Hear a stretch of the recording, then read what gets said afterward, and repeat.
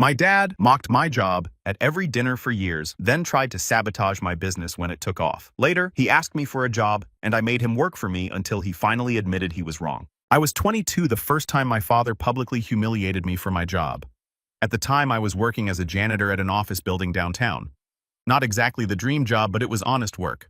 I took pride in it too. I liked the quiet of the early mornings, the predictability of the routines, and the simple satisfaction of leaving things cleaner than I found them. I wasn't lazy, I wasn't directionless. I was saving money slowly, methodically, and planning for something bigger, something no one in my family cared to ask about. But to my father, that job was the punchline to every joke, the mark of failure. My older brother Mason was already working at some financial firm by then, wearing suits and flashing his company credit card like it was a badge of honor. My sister Leah had married into money and spent her time curating a picture-perfect life on social media. They were the golden children, shiny, spotless, exactly the kind of people my dad liked to toast in front of company. That Thanksgiving was the first time I realized just how invisible I was to my own family. It was the usual big extended gathering at my parents' house, turkey roasting, kids screaming, wine flowing, and adults laughing louder than necessary. I'd shown up with a homemade pie and a six-pack like I always did. And as usual, no one really acknowledged me beyond a distracted, "Hey, Caleb." Dinner was loud and chaotic the way it always was, with my dad holding court at the head of the table like he was some kind of emperor. He'd always liked having an audience, and of course he loved his little speeches. Every holiday he'd raise his glass and toast to something. Family, health, the good old days. But this time he went off script. To the kids who made something of themselves, he said, grinning at Mason and Leah. To hard work that actually leads somewhere, and to never ending up cleaning toilets for a living. I remember the pause after he said it.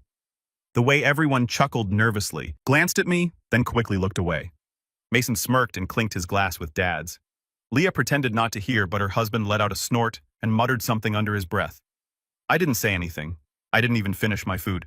I stood up quietly, left the pie on the counter, and walked out the front door. Nobody followed me. Nobody called. Not that night, not the next day. That moment stuck with me like a shard of glass buried too deep to pull out.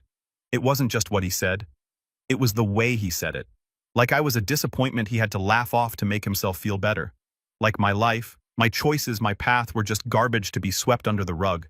But what they didn't know, what they never bothered to ask, was that the janitor job was never supposed to be the whole story. I had been working nights while taking online business courses. I was learning everything I could about commercial real estate, maintenance, building codes, contracts, zoning laws. Every paycheck I earned from scrubbing toilets and mopping floors went into a savings account that I treated like sacred ground. I had a goal, a timeline, a vision. I wasn't going to be a janitor forever. I just didn't feel the need to broadcast it. Over the years, I showed up to fewer and fewer family gatherings. The invites started feeling more like formalities anyway. Mass texts with no warmth behind them. And I didn't mind. I was busy building something real. I bought my first small office building at 26. It was a rundown property near the industrial edge of town. Leaky pipes, outdated wiring, the whole 9 yards. But I fixed it. I managed to clean up myself. I put in new systems, got it up to code, brought in tenants, and within a year, I was already seeing a return. It wasn't glamorous, but it was mine. By the time I was 30, I owned 3 buildings and had just started my own property management company. I had a team of contractors I trusted, a lawyer on retainer, and a portfolio that was growing faster than I'd ever imagined. I still dressed simply. I didn't post about it. I wasn't trying to prove anything. But I never forgot that Thanksgiving toast. Not once. It wasn't until a couple years later that I saw him again in person. Not at a family event, not at another holiday dinner, but sitting outside my office building in the rain in a wrinkled shirt, holding a manila folder in his lap like it contained the last scraps of his dignity. At first, I didn't recognize him. He'd aged badly. His hair was thinner, his posture hunched. The man who used to fill a room with his voice now looked small. He didn't see me approach, just kept staring at the glass doors like he was unsure if he should even go in. When he finally did look up, our eyes met, and the look on his face. It said everything he knew. But before I say what he wanted, before I explain how it got to that point, you need to understand just how deep the rift in our family ran. How my father's ego, his pride, his need to humiliate and control tore through the years like a slow-burning fuse. Because that Thanksgiving toast was just the beginning. The real fallout started after that. One choice, one snub, one insult at a time, until it all came crumbling down. I didn't stop speaking to my family altogether after that Thanksgiving toast. But something in me shifted. I became quieter, more guarded. Phone calls felt more like obligations than conversations. I kept them short, polite, distant. My siblings didn't notice. My dad certainly didn't. And my mom, well, she never challenged him on anything. She had perfected the art of looking away. Over the next couple of years, the pattern only hardened. Every family gathering followed the same script. Mason would talk about his latest promotion or his new client bonuses, and Dad would nod with pride, throwing out lines like, "That's how you build a future." Or, "Now that's a man with direction." Leo would flash photos of her kids in private school uniforms, her husband chiming in with stories about ski trips and backyard renovations. They'd all talk over each other like they were auditioning for the spotlight. And me, I'd just sit there sipping water, answering direct questions with as few words as possible, waiting for an excuse to leave. The real breaking point didn't come all at once. It started with little things, tiny cutting remarks Dad couldn't help but throw my way. Still mopping floors. "Caleb, you know if you'd followed Mason's lead, you'd have a corner office by now. Don't worry, we all bloom in our own way. Some just take longer." He never asked what I was doing with my time, never asked how my buildings were doing or how my tenants were or how I'd gone from one property to 3. And I never told him. It wasn't out of pride, it was out of exhaustion. Why share with people who only hear what they want to? Mom would try to smooth things over with tight smiles and weak chuckles, offering me extra pie or asking if I needed leftovers, as if that somehow made up for being treated like the family footnote. I might have let it all slide forever. Honestly, I'd been conditioned since I was a teenager to just take the jab's nod and swallow my anger. But then came Leah's birthday dinner. She was turning 35, and her husband rented out a private dining room at one of those restaurants with more adjectives than ingredients on the menu. Everyone was dressed to impress. Leah in a gold wrap dress, Mason in a navy suit. Even Mom and Dad looked polished, like they were prepping for a photo shoot. I wore a clean button-down and slacks. Nothing flashy, just enough to look respectable. I wasn't interested in pretending. I wasn't there to perform. I had barely sat down when Dad gave me the once-over and smirked. Didn't have time to change after work, he asked loud enough for the whole table to hear. I smiled tightly. "I don't mop floors anymore, Dad." Mason laughed into his wine. "What, you got promoted to head custodian?" I ignored it. I didn't want to give them the satisfaction. But Leah was always sharper than she let on. "So, what do you actually do, Caleb?" she asked sweetly, cutting her steak with surgical precision. "You're always so mysterious. You come and go. Never post anything, don't show up to half the family stuff." I shrugged. "I've been busy. Doing what Mason pressed? I mean, it's fine if you're just keeping it simple. Not everyone wants the stress of a real career." And that's when Dad chimed in again, this time lifting his glass. To Caleb, he said, the smirk returning the most consistent one in the family, still grounded, still humble, still underemployed. Everyone laughed, even Mom, though she looked uncomfortable. It was like they couldn't help themselves, like bullying me had become tradition. I stood up, not dramatically, just calmly. I looked at each of them in turn, and for the first time in years, I said exactly what I was thinking. "You know what's funny? You all talk so much, but none of you ever ask questions you actually want answers to." That shut them up for a moment at least. "I own 3 commercial properties," I continued. "I managed them myself. I built a company from the ground up with no loans, no help, and no handouts. I didn't tell you because I didn't need your approval, and I sure as hell didn't want your advice." I left my napkin on the table and walked out before anyone could speak. No yelling, no dramatics, just quiet, clean detachment. For a week, I didn't hear from any of them. Then I got a text from Mom. "Maybe don't cause scenes at your sister's dinner." It was supposed to be a celebration. That was all she said. No apology, no acknowledgement, just another slap wrapped in fake concern. So I stopped replying, stopped showing up. I skipped the next Thanksgiving entirely. Went on a weekend trip to the mountains instead. Snow, silence, peace. It was the first holiday I actually enjoyed in years, but the silence from my family didn't last. 6 months later, Mason called me out of the blue. "Hey," he said, sounding unusually stiff. "I was wondering if you could meet for lunch. Somewhere quiet." I was suspicious immediately. Mason never wanted anything that didn't benefit him. "What's going on?" I asked. "It's about Dad," he said. "He didn't want me to say anything, but he got let go. Company restructuring. He's having trouble finding new work." I blinked. That man had been bragging about his job security since I was a kid. So I said, "He's struggling, man. Mom's worried." He's not talking to anyone. Just sits around the house all day. He's applied to places but no bites. It's been months. I could hear the hesitation in Mason's voice, the careful way he was building up to something. He saw your name on a building downtown. He finally said, "One of your tenants mentioned you in passing?" He was surprised. And then he asked me if I thought you were hiring. I said nothing. "Look," Mason said, "I'm not saying you owe him anything, but maybe just talk to him even if it's not a job. Maybe a reference or something. He's proud, okay? But he's scared too. I've never seen him like this." I agreed to meet, not because I felt obligated, but because I wanted to look the man in the eye and see if he'd say it, to see if he could swallow even a fraction of his pride. That's how we ended up back at the start of this story. My father sitting outside my office building in the rain holding a folder full of resumes for jobs he never thought he'd need.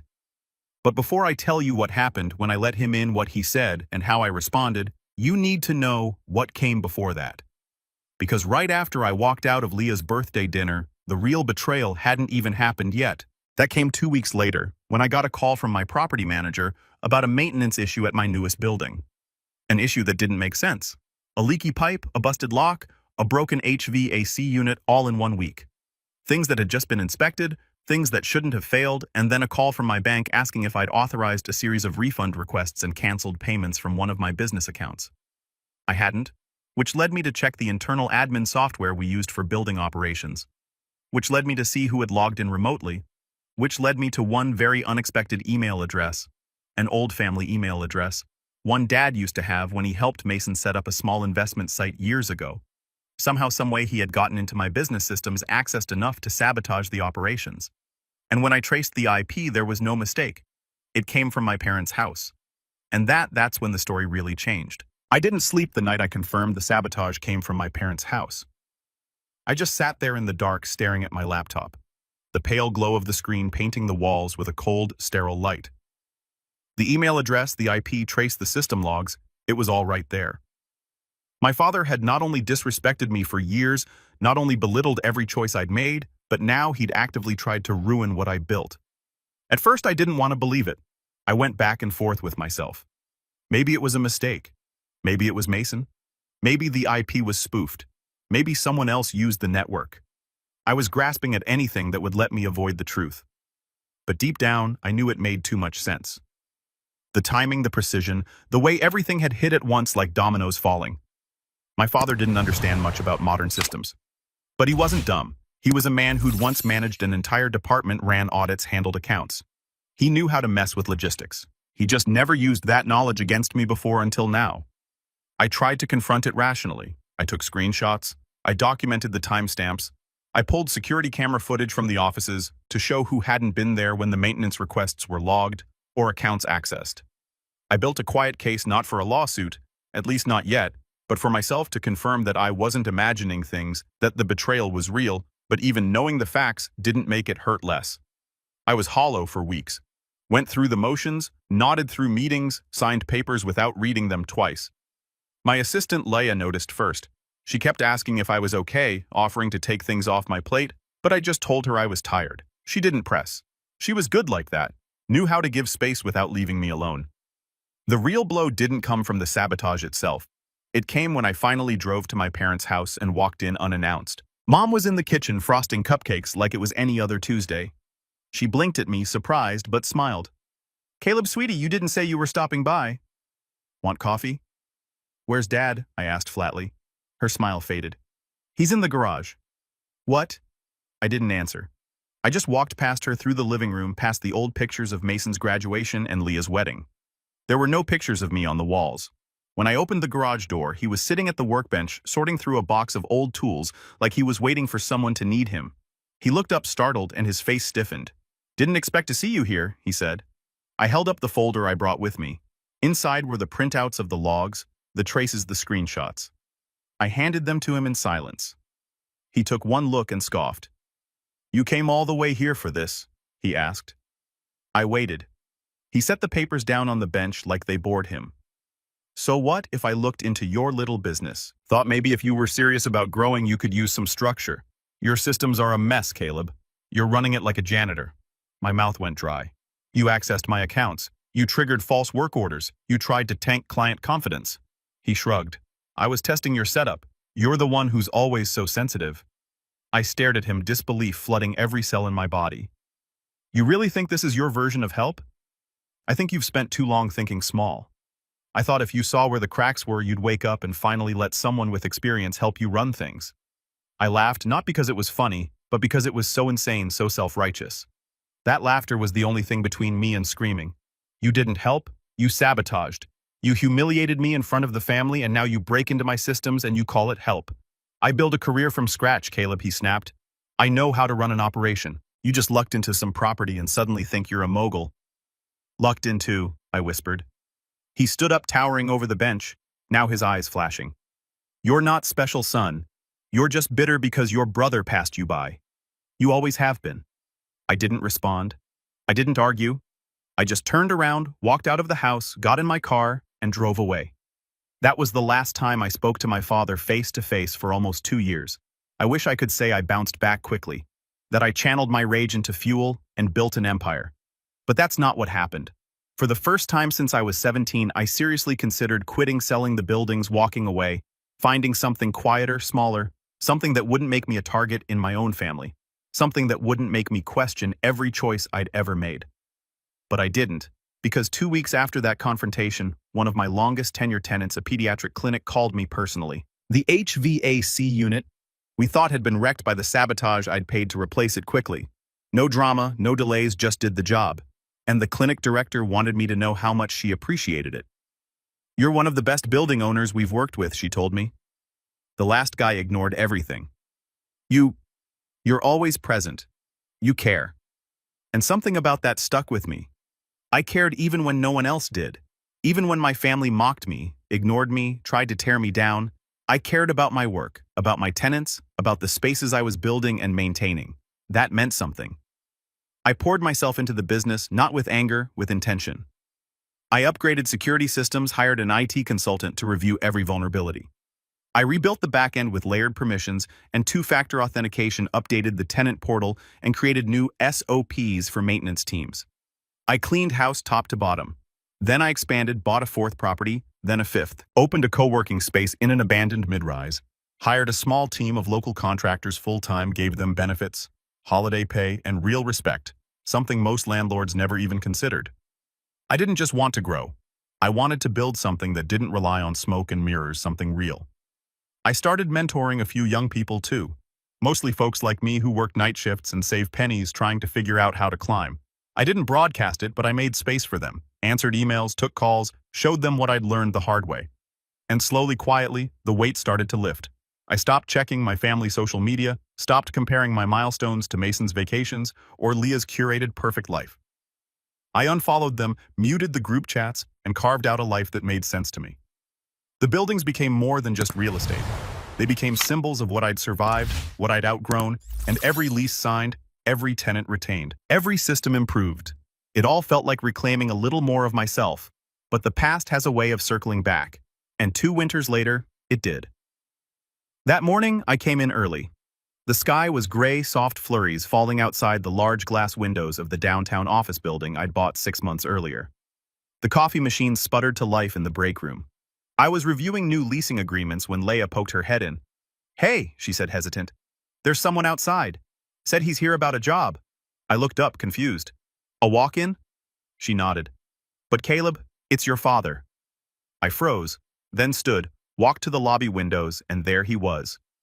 Same man, same cold smirk softened by years of wear, holding a folder, standing in the snow like he didn't have anywhere else to go. He'd returned. But this time he wasn't there to gloat. He was there to ask for something, and I hadn't yet decided if I was going to give it to him. I didn't go out to greet him right away. Instead, I stood there behind the tinted glass, arms crossed, watching my father shift his weight from one foot to the other as snow began to collect on his shoulders. He looked smaller somehow, like someone had let the air out of him, not just older, diminished. The confident, commanding man who used to toast over turkey and belittle me with a smile was now just cold, waiting, hoping. And yet I felt nothing. No satisfaction, no anger, no urge to gloat. Just a strange, heavy stillness, like the silence before a storm you already know is coming. I turned to Leah. "Don't let him in yet." Her eyes widened. "Are you sure?" "Yeah, let him wait a bit." She gave a slow nod and walked off, heels clicking softly on the polished floor. I went back to my office, closed the door, sat behind my desk, and let my mind work. I thought about everything that had led to this moment. The years of snide remarks, the public humiliation, the sabotage he tried to frame as help. And now here he was, jobless, desperate, standing outside the building I owned looking for a way back into something he had no hand in building. The irony was almost too perfect. But I wasn't interested in petty revenge. Not anymore. I wanted something that would last, a message he couldn't ignore, a lesson he couldn't twist into pride. So I started planning. The first thing I did was pull up the folder I kept labeled contingencies. It was where I stored documentation of the sabotage. Everything I'd quietly gathered and filed away after our last encounter.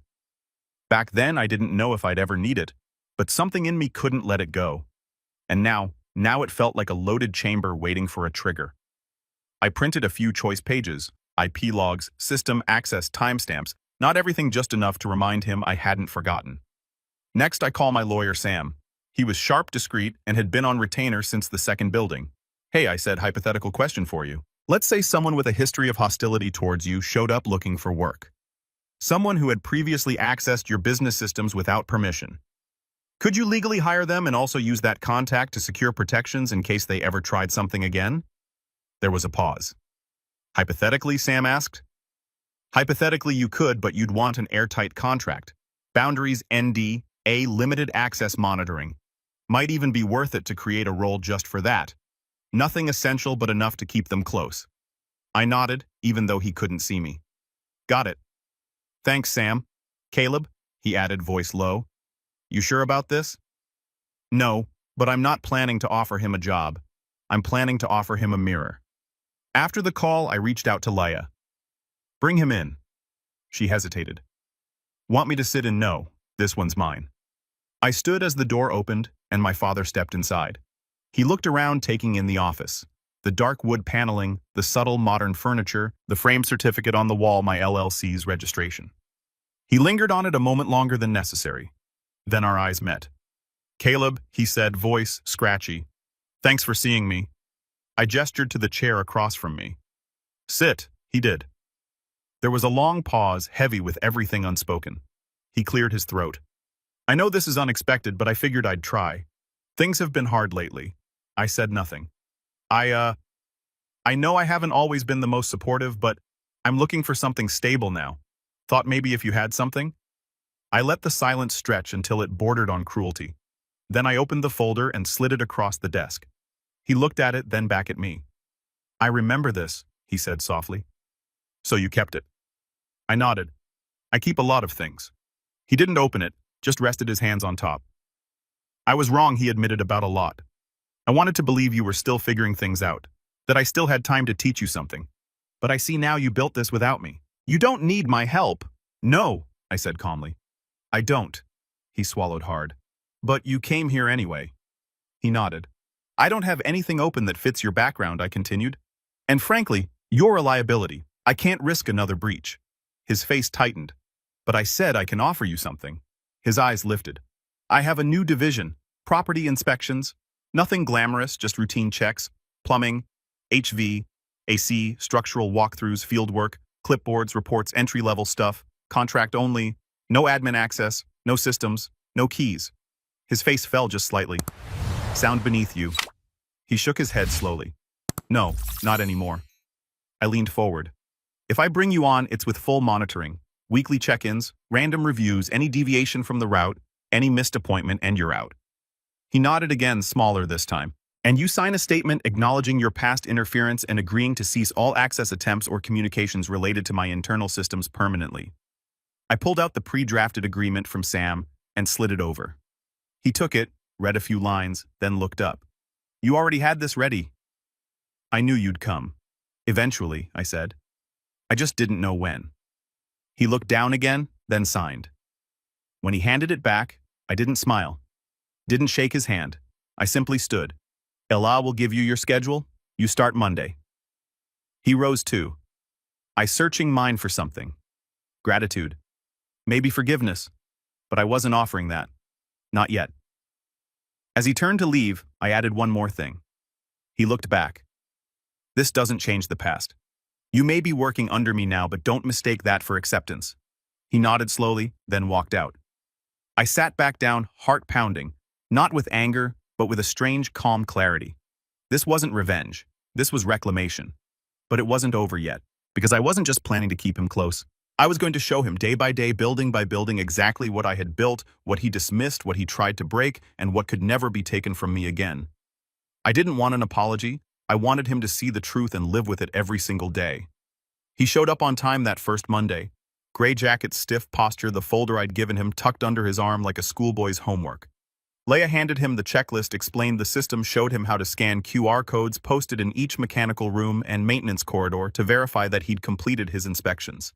He didn't say much that day, just nodded, listened, wrote everything down. It was strange seeing him like that, subdued, compliant, quiet.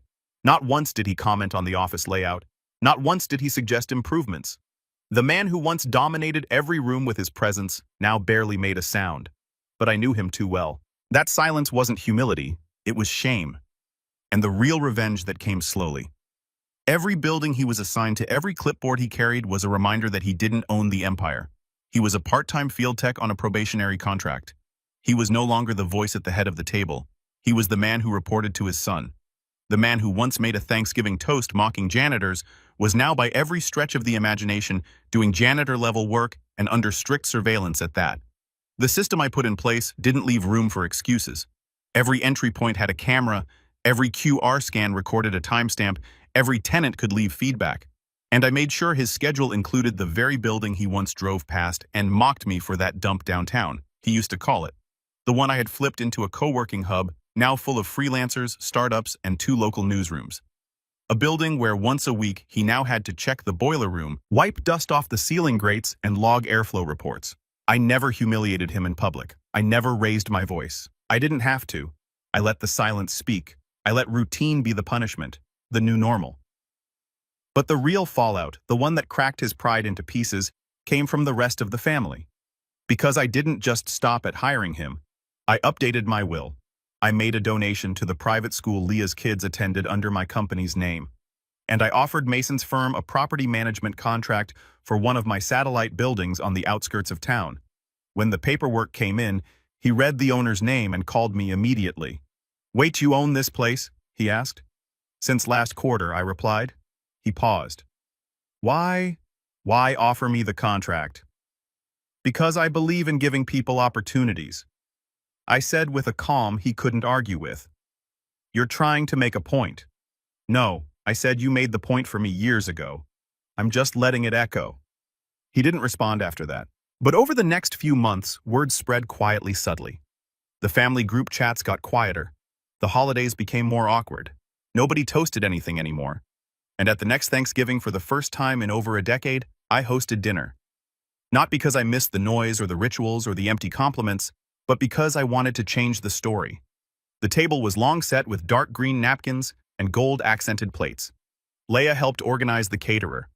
A few of my close friends came along with their families. Mason showed up alone. His wife had a thing. Leah came late, dragging her husband and kids, eyeing the place like she was casing it for comparison. Dad arrived last. He didn't knock. He just stood outside until someone opened the door.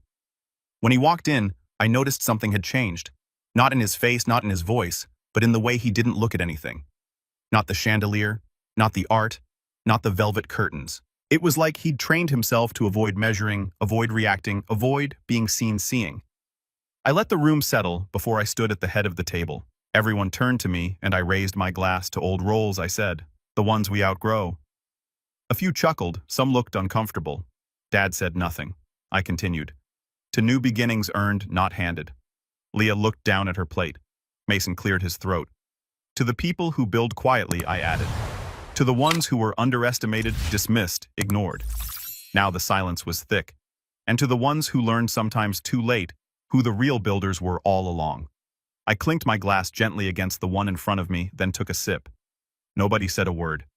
After dinner, while the others made polite conversation or hovered around the dessert table, Dad stepped out onto the back patio. I followed. He didn't look at me. "I don't know what you want from me," he said quietly. "I come to work. I don't complain. I stay out of your way." "I don't want anything," I replied. "Not from you." He looked down at his hands. They were shaking slightly. I'd never seen them do that before. "I'm sorry," he said. Not loud, not rehearsed, not even fully formed, but it was real. And I nodded. Okay. We stood there for a while just breathing in the cold air.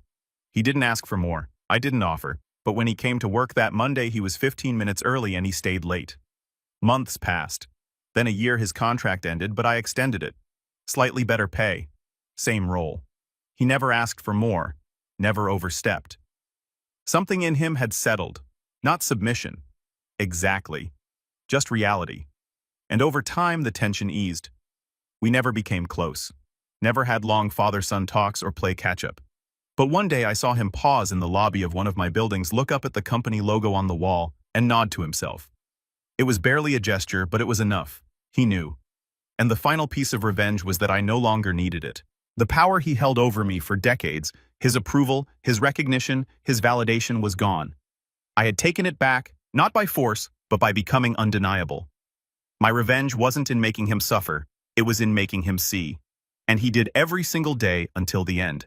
And the last words he ever spoke to me were these. "You built something I couldn't even imagine.